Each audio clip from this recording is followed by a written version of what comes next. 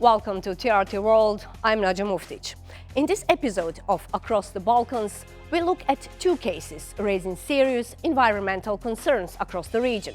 One involving plans to store nuclear waste near a border, and another where foreign investments is improving living standards but raising questions about its impact on the people.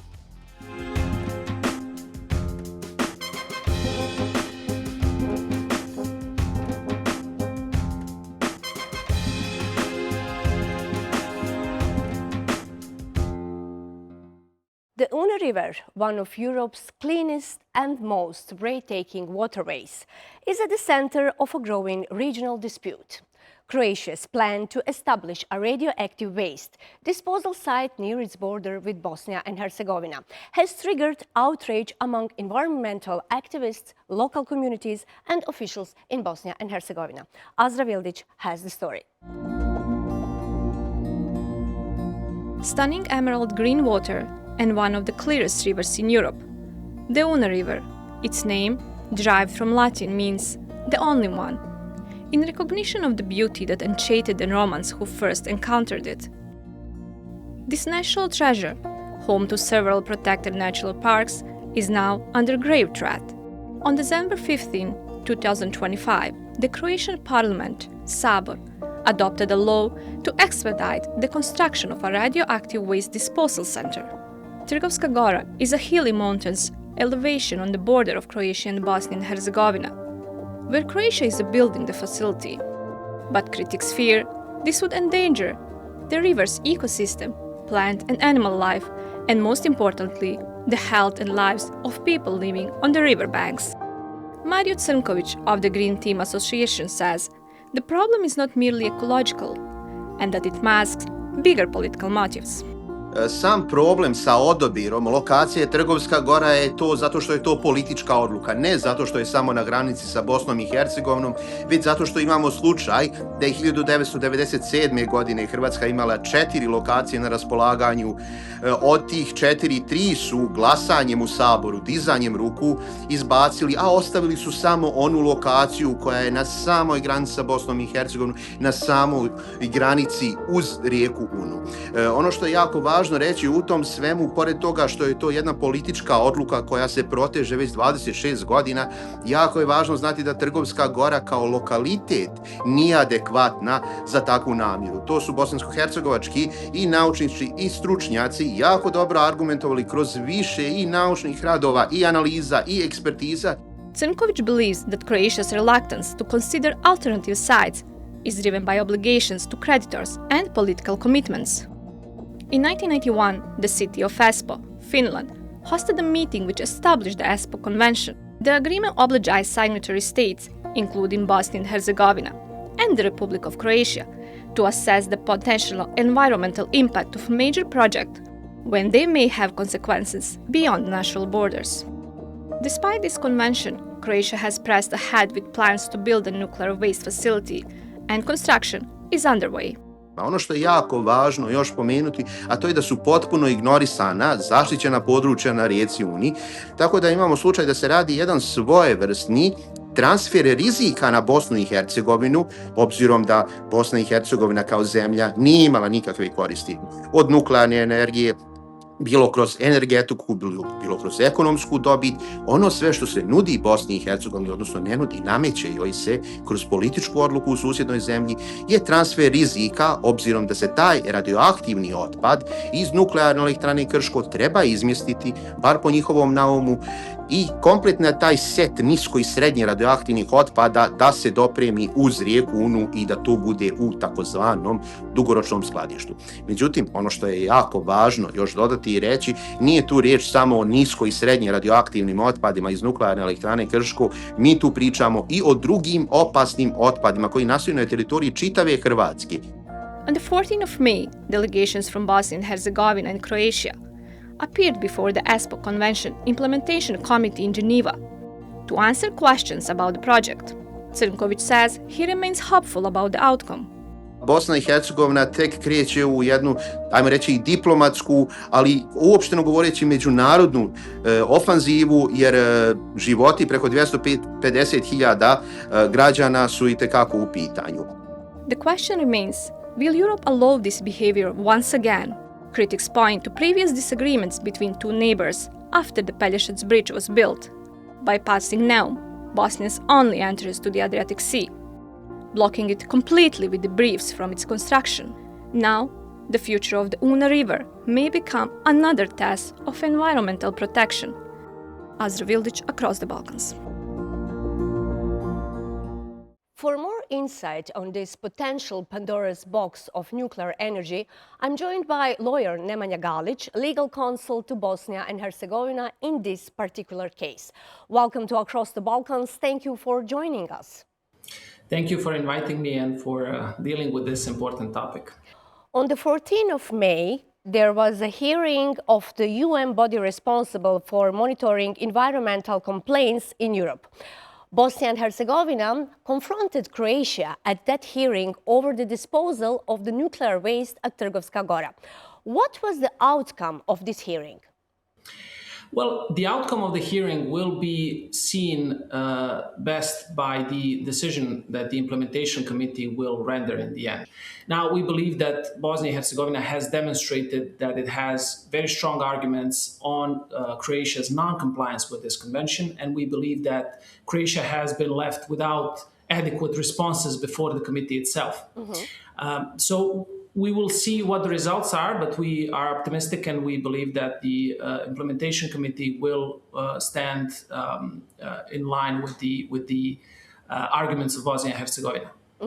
This case is unique in that it is the only time where a country has ignored the fears of its neighbor and gone ahead and disposed of its nuclear waste on the border of Bosnia and Herzegovina. How is this possible that this is allowed to happen?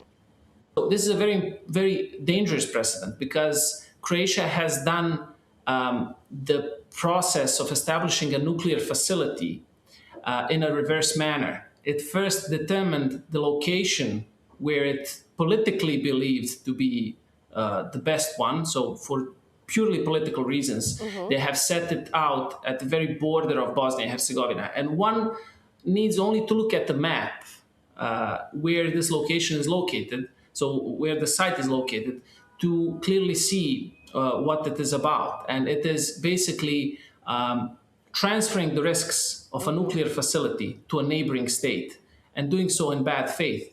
And everything that they are doing now is a reverse process because they are trying to justify their choice subsequently. So they're adapting their alleged scientific studies, researches, and reports. They are trying to adapt them now to their previously made choice, a choice that was made by 20 years ago by the Croatian parliament. But how is possible that Croatia has been allowed to designate this Trgovska Gora area as a place to dump nuclear waste?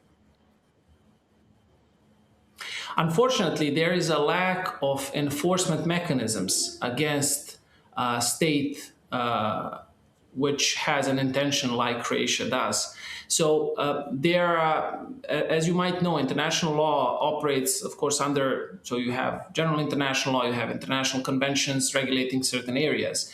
And in this particular area, there is basically no, let's say, court or body which has a power to enforce these obligations against Croatia. So we do not have proper direct basis to complain about this. So we have a lot of conventional mechanisms, like this implementation committee, which does not issue a binding decision, but a recommendation, which Croatia will or will not follow. So we do not have any permanent court to which we cannot just address the International Court of Justice without Croatia's consent. And this is what Croatia is counting on. They are counting on, well, developing a project allegedly in its own territory, but its potential effects actually affect Bosnia and Herzegovina's territory more than they affect Croatia's territory. Exactly. Is it possible that Croatia, taking advantage of the fact that Bosnia and Herzegovina is still not a member of the European Union? Well, among other things, yes, they rely on that fact as well. I will just point out one practical difference is that For instance, there is the European Court of Justice within the European Union, to which Bosnia and Herzegovina does not have a direct access to. And Croatia is obviously well aware of that fact. Because European EU law, for instance, does regulate the topic of course, nuclear energy, of radioactive waste as well.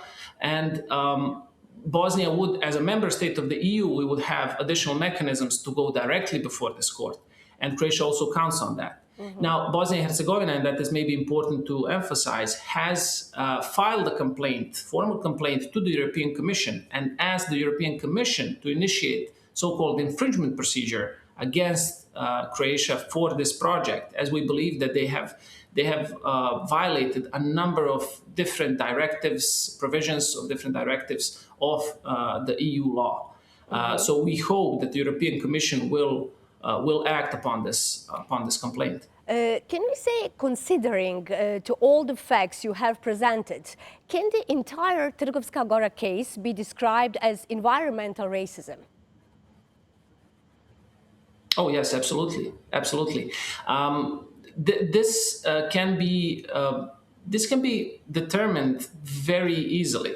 So if we look at the chronology of how this waste disposal site has been selected, you will see that it was selected, as I mentioned before, based on a political decision by the Croatian parliament. So among dozens of different potential locations in Croatia, they have selected this one in particular, and they have done so in 1999. Now, this was, let me remind you, just 4 years after the devastating war. One of the rare locations in Croatia after the war where you still have a majority, and Serbian ethnic group is a minority in Croatia today, but one of the rare locations where it is still a majority is exactly the location where they are planning to dispose of this radioactive waste. And on the other side of the border, you can see also, so if you just overlap the ethnic map of this area, you will see that on the Bosnian and Herzegovinian side, there is less than 1% of Croatian population in the radius, 20 or 30 kilometer radius, whereas only Serbian and Bosniak population is inhabiting that location. So absolutely, when you take 2 and 2 together, when you overlap this ethnic map and you also look at how the location was selected and what arguments, it is absolutely clear that environmental racism, as you like to. So for the end of this conversation, I have to ask, realistically, is there anything that Bosnia and Herzegovina can actually do to stop this from happening? And are any other countries supporting Bosnia and Herzegovina? So realistically, well, I cannot say that we don't. We are doing everything that we can and everything that is in our power to dispute this project, as we definitely see the dangers of it and the discriminatory factor of it and the, well, inadequacy of the location based on any relevant standards, including those prescribed by the IAEA. So we are doing the ESPO implementation committee procedure that we are conducting is just one of the procedures that we have as part of our legal strategy, because in 2022 Bosnia and Herzegovina has adopted an official legal strategy dealing with the project of Trgovska Gora. So we have initiated already several procedures before different bodies, and we also have within our plan and within our strategy we have other solutions and other proceedings also pending and in preparation. So we do believe that, and we strongly hope and believe that we will ultimately manage to dissuade or to manage to persuade Croatia and to, well, in some way manage to force it to comply with its international obligations and not to dispose of the waste there. The most logical solution and the most aligned solution, so solution in line with the international nuclear law principles, is disposing of the waste in Slovenia as the country where the waste was actually generated in. And this is a principle of international nuclear law, and Slovenia is actually willing to take over that waste and store it in its own territory. And that is the paradox of this whole situation, because Croatia is has abandoned this option completely and is just pursuing its own storage facility.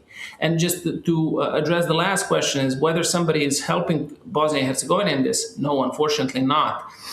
Even though we are trying to incite more countries, especially those which belong to the Sava and Danube river streams, river basins, which are also potentially jeopardized by this project. As, let me remind you, it is the location of the facility is located less than 1 kilometer from the Una River, and the Una River goes further into Sava, Sava into Danube. So this is a much broader risk, not just a problem of Bosnia and Herzegovina. Exactly. Thank you so much for this conversation and for your time. Thank you for having me.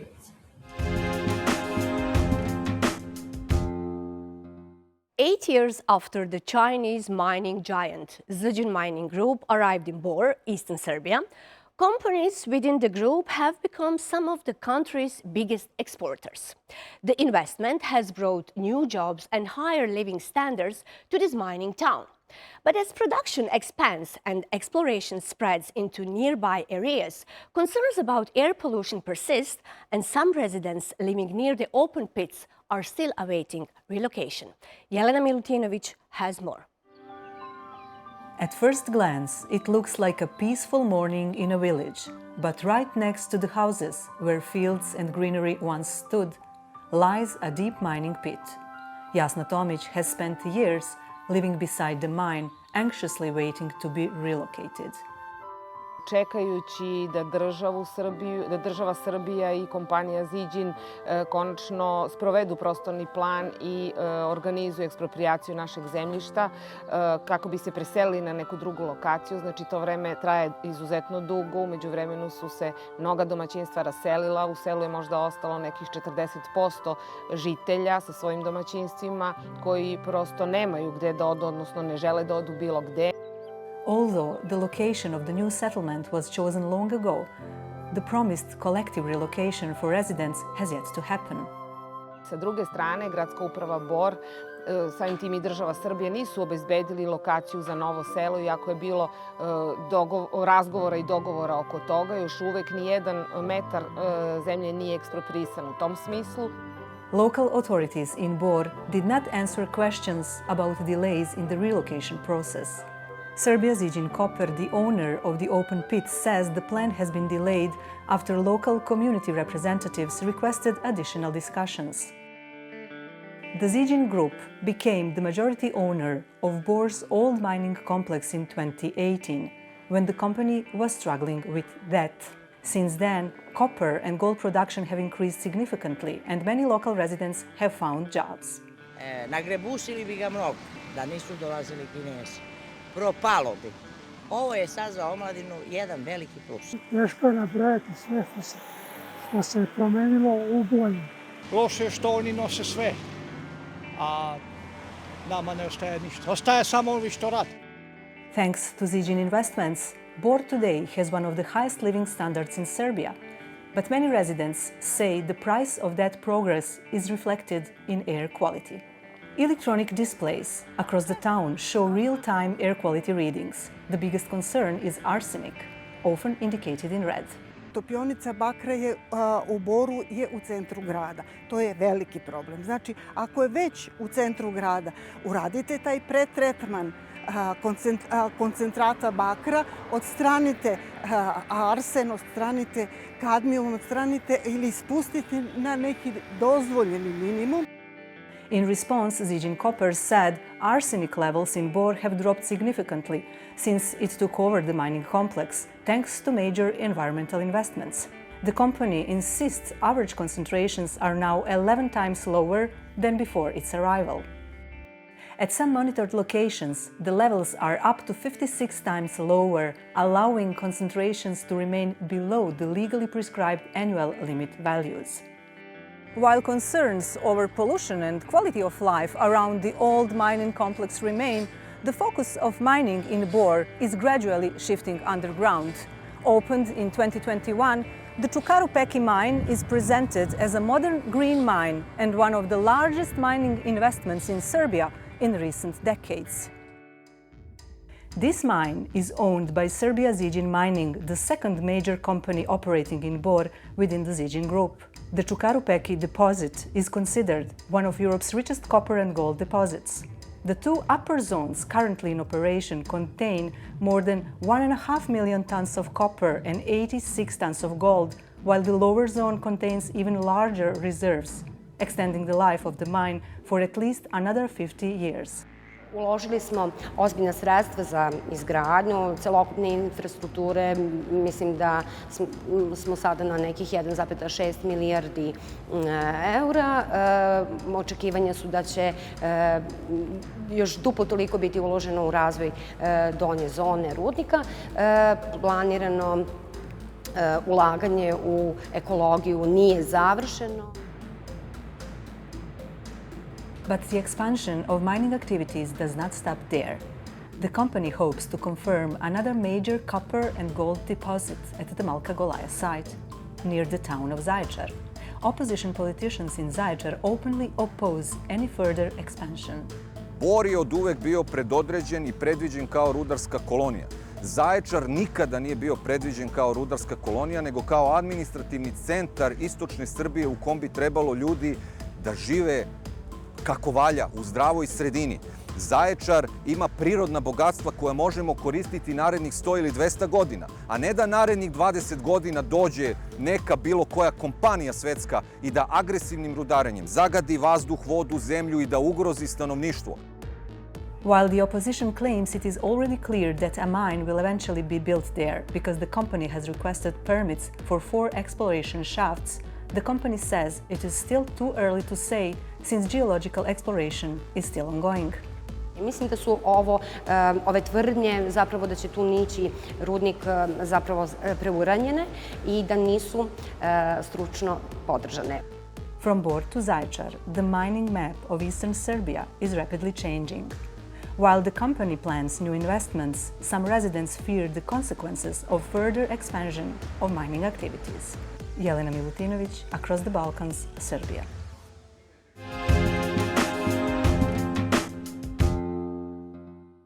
High above the city of Gjirokastar, a 12th century fortress still watches over centuries of history.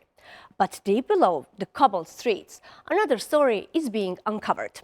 Inside an old communist-era tunnel, once built as a Cold War shelter, thousands of forgotten objects have been given new life in a museum of memory and nostalgia.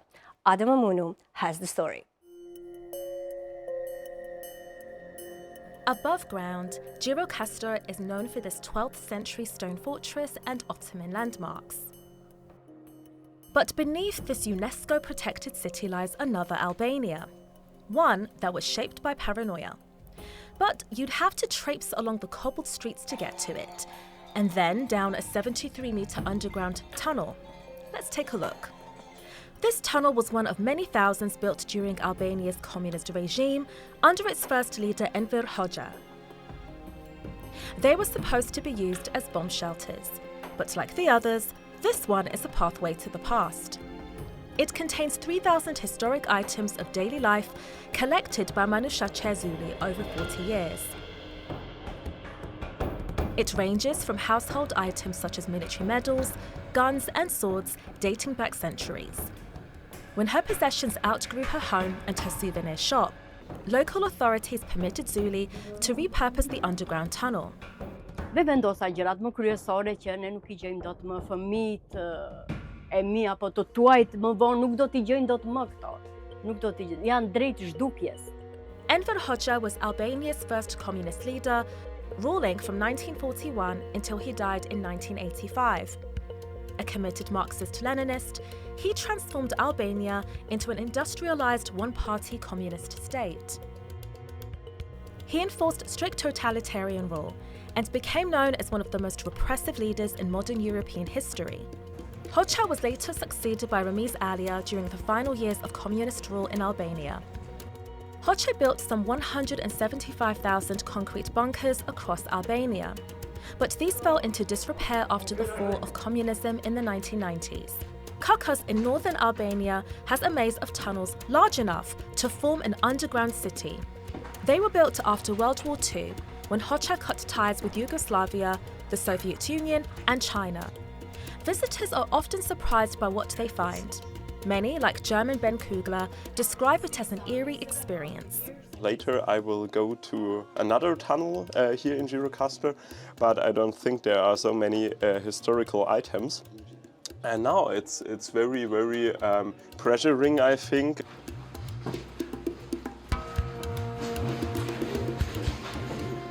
In the last few years, many of the tunnels and bunkers from the communist era have opened up as museums.